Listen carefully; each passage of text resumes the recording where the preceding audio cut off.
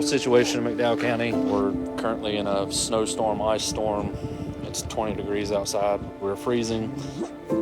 I have no idea how much it weighs on my soul, but trying to find places for 13 plus dogs, whatever's inside the house. I don't even know how many's in there. So it just sucks. It sucks. That was